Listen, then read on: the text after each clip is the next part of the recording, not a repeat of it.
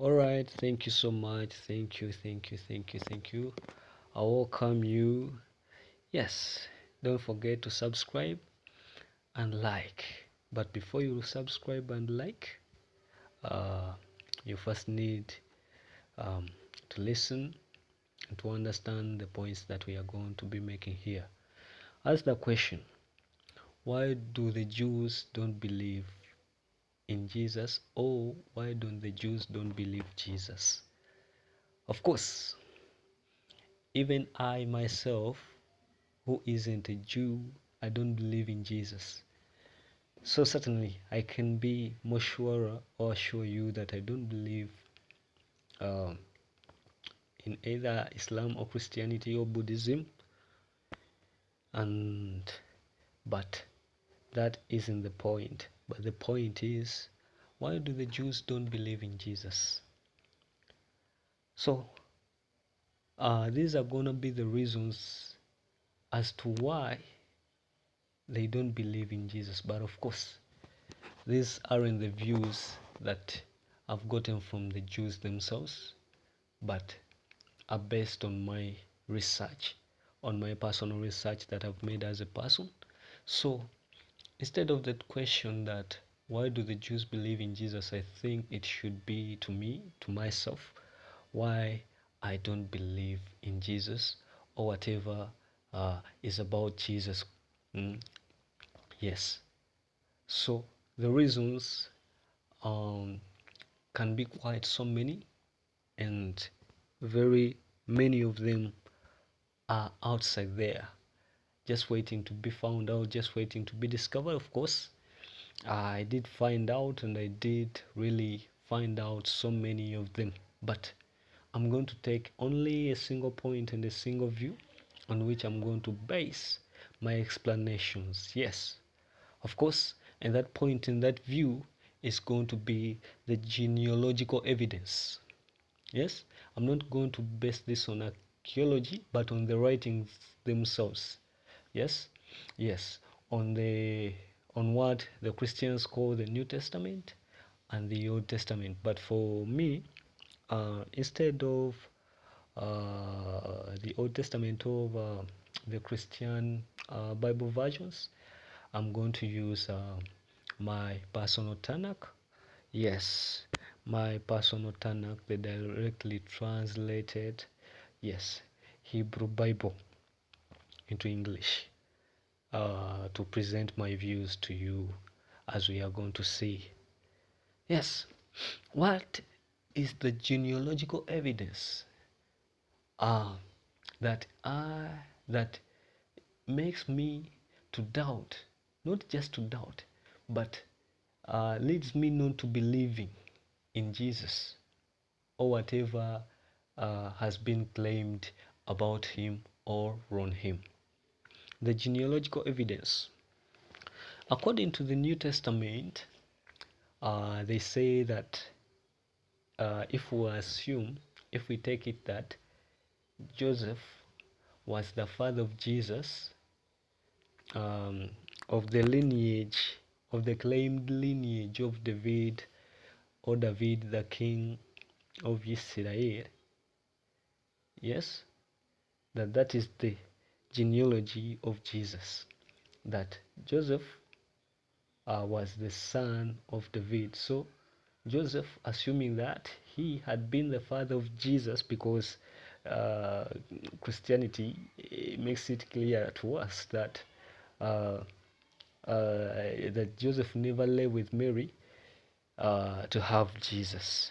But for the case of genealogy, and if we are to take him to be king of the Israelites, king of the Jews, now Christianity tells us to assume that Joseph was his father. Joseph being in a claimed lineage of David the king. But none of the two was even a close descendant to the King David. Of course, you might say this guy says things that have no proof. Of course, let's start with the New Testament claim. Then I'm going to give you the Tanakh, not the Tanakh view, but uh, the real words and the real work and the exact genealogy of David. Yes, that is from David. I may not be able to, but from the time that Jeconiah, the son of Jehoiakim, goes to exile, then to the time that, because Jeconiah never came out of Babylon, he died from there. Yes, but his son, but the son of his son, or the son's son. Okay, I'm sorry, I might be confusing you on that. But first, let's see the New Testament text. This Bible version is NIV. Okay, now let's look at, I think we should start with Matthew. Matthew, what does Matthew say? For Matthew, when we read Matthew chapter 1, from verse 1, we are seeing that genealogy given quite a bit. Okay, we can take it, but that isn't the point that I'm getting to. So when we start from David to Jeconiah, yes, the New Testament tells us that there are 14 generations, but actually Josiah, when we look at Josiah, wasn't the direct father of Jeconiah. Yes, Josiah wasn't the direct father of what? Jeconiah. This, are you seeing these things? Yes, that thing which I have highlighted, that verse 11. They say, and Josiah the father of Jeconiah and his brothers at the time of the exile to Babylon. Of course, Josiah wasn't the direct father of Jeconiah. Yes, as we are going to see. And they are not 14 generations, because if we calculate from David to Josiah, to Josiah alone, those are 14. But if we involve in Jeconiah, but remember, Jeconiah isn't a direct son to Josiah, but a son to Josiah's son, who was called Jehoiakim or Eliakim. Yes, for Josiah the king begat 4 sons, so of which one of his sons was called Eliakim, whose name the king of Egypt changed to Jehoiakim, as we are going to see. So if we put that into consideration, that would be around 16 generations or so, or 15 or so. So that makes the statement or the claim invalid and not true. Now, when we see after the exile to Babylon, they are saying that after the exile to Babylon, Jeconiah was the father of Shealtiel. Yes,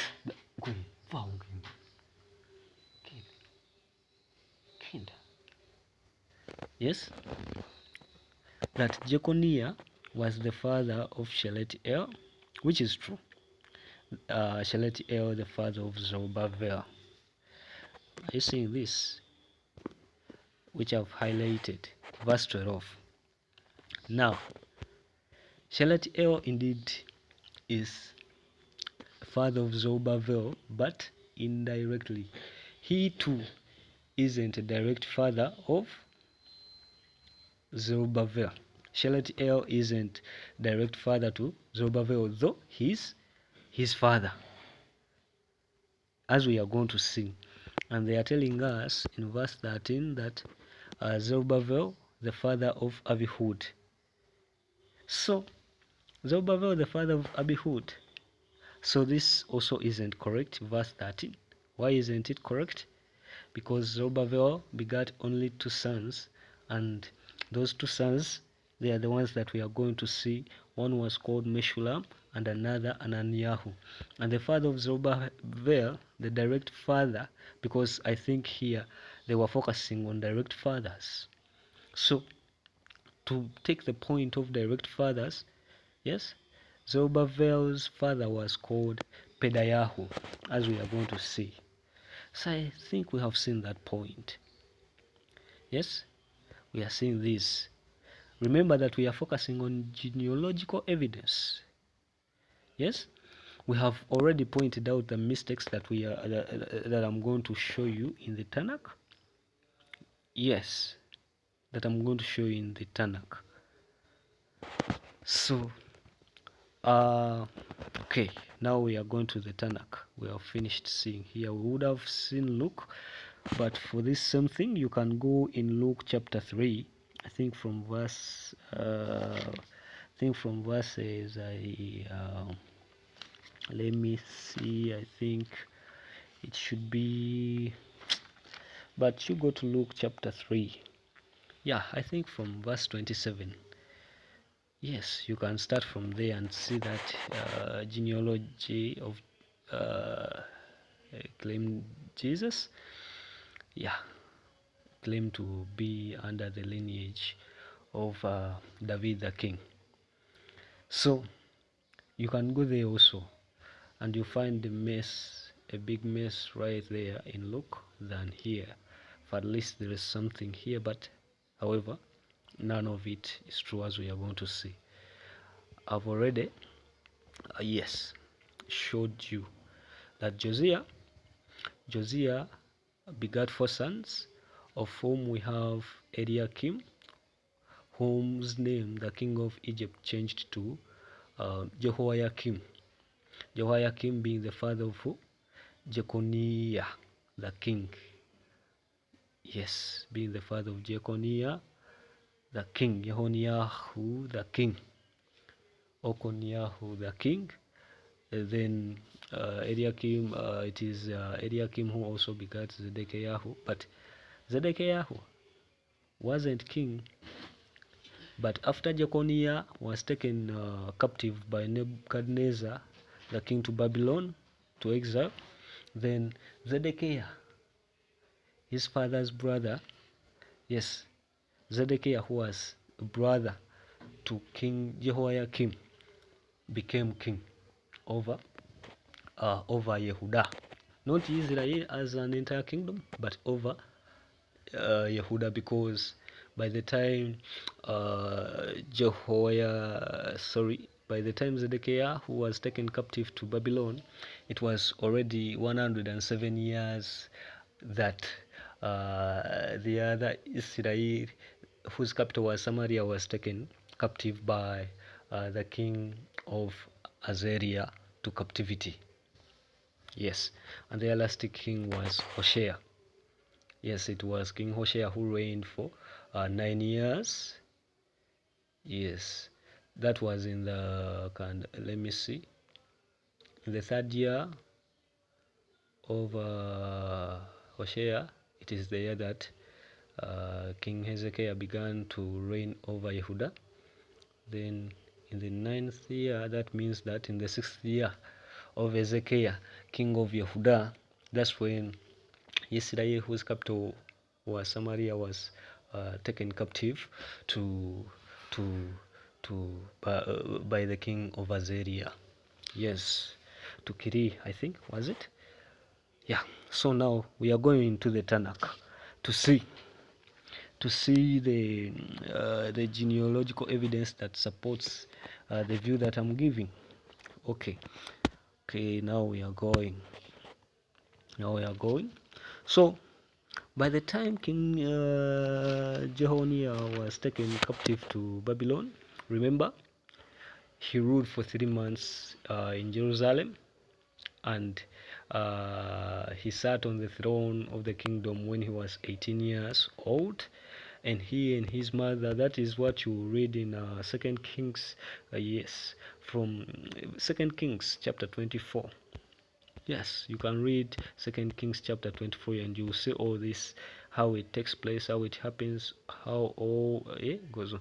Yes, chapter 24, you read as you are seeing. I'm showing you chapter 24. He was 18 years. Yes, was so. This is what we are seeing in verse 8. It is sad that I cannot highlight these points, but here where you are seeing, yes, verse 8. Jehoiakim was 18 years old when he began to reign, and he reigned in Jerusalem 3 months. Yes. So you are seeing the points. You can read. You can read. You can read. You can continue and read. So he was just 18 years, and we know that when he was taken to Babylon, he was not let free as other people, but he was held in prison by the king Nebuchadnezzar. Yes, he was held captive in prison by the king Nebuchadnezzar until the 37th year of his captivity in prison. Yes, remember King Jehoiakim was taken in the 8th year of the reign of Nebuchadnezzar, king of Babylon. Now when you get 37 plus 8, that is around 45 years. So Nebuchadnezzar ruled for 45 years almost over Babylon.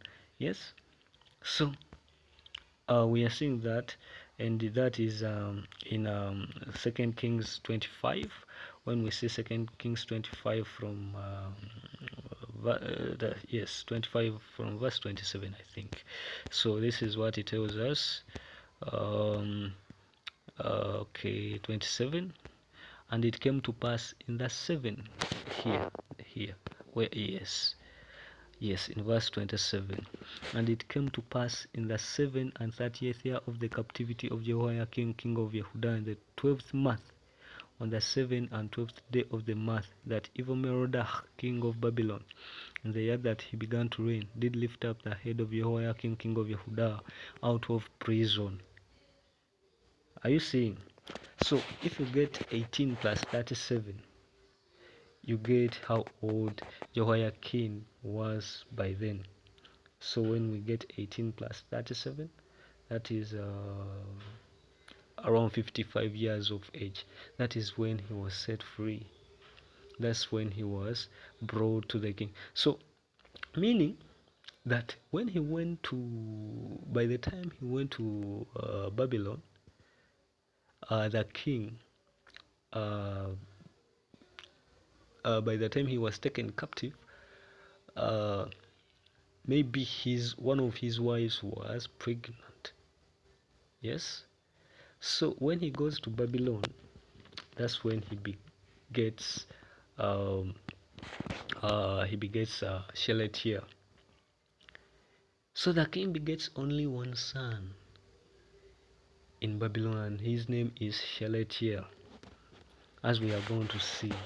So how do I prove this? So now we are going to First Chronicles. We are going to go to First Chronicles. Okay.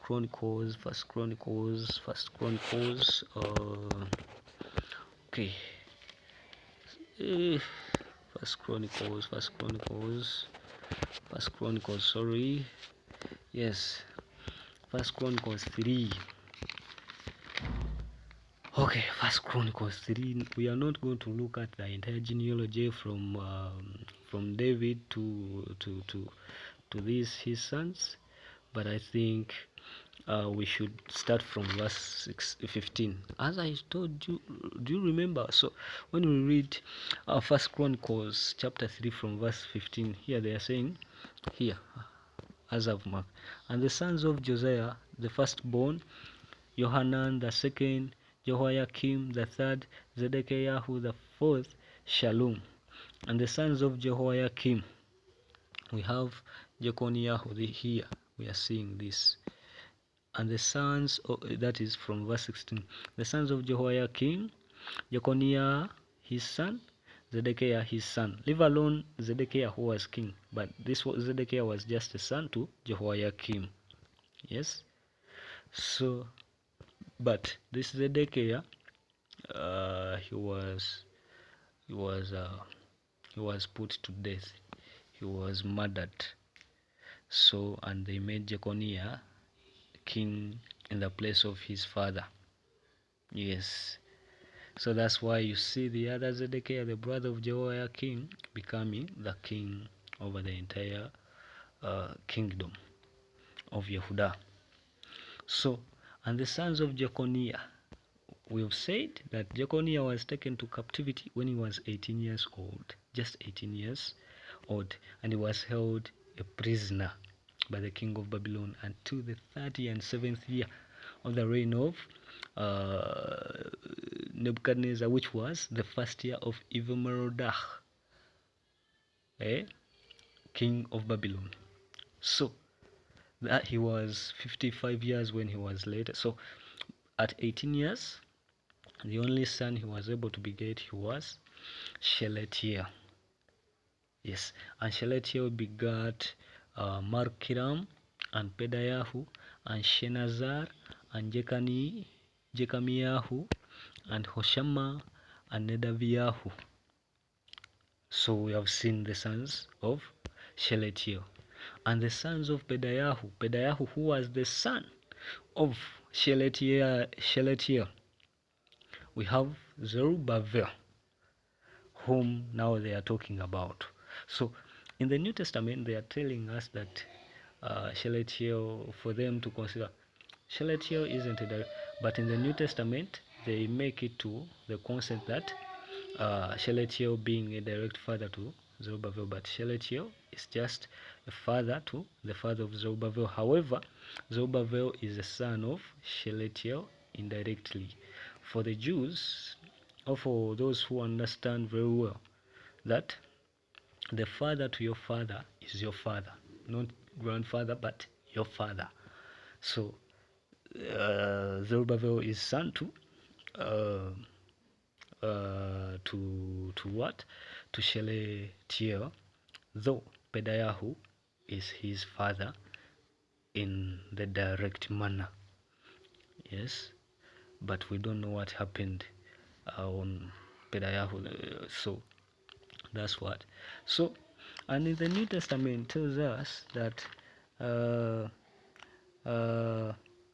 Zerubbabel begat a son. That is in Matthew, as you've read chapter 1, that after Zerubbabel begat Abihud.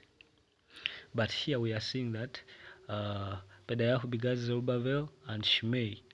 So, and the sons of Zerubbabel, Meshullam and Hananiah.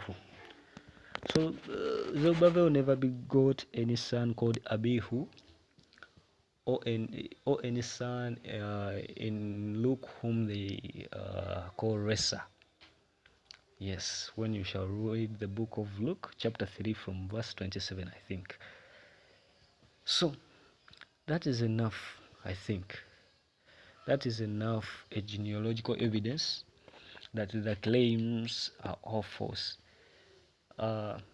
If you are wise, you can discern from this. And that is my point of view. Not just my point of view, but my evidence or my proof of the argument as to why I don't believe in Jesus, yes, or any of those things that are spoken. Because if we consider this to be the, okay, not just to consider, but this is the proof that he even never existed. He never existed, meaning that that is just a thought that someone sat down to mess up the minds of people and wrote and invented certain stories because of the desire, yes, his desire for the Jews to tarnish them, to make himself good. Yes, so I think I've made something clear to all of us, to you and myself as well, and to the entire society and to the entire community. So meaning that Jesus never existed and has never been there. A Jew called Jesus has never been there, has never been a Jew in that same form. So the descendants of David must be begot by a direct descendant of David, a man who will have real sexual contact with a woman, and the two shall beget a child who's going to be the king of Israel, not just the Jews alone, but the entire kingdom of Israel. So thank you, like, subscribe if you found some meaning in this video, and then maybe I'll make another video. You may ask me, how have you been able to find these years? The Hebrew calendar exists now. The years, the calculations, you want to know when the Israelites, which year did they leave the land of Egypt? I'm going to give you data that isn't based on any archaeological data, but on the writings themselves, so that you can have a clear picture. And you find that the God of Israel exalts himself above all his enemies and above all his adversaries. When you shall see that scripture has real proof, don't despise the Tanakh. Yes, for it is the only word of truth that you can rely on currently.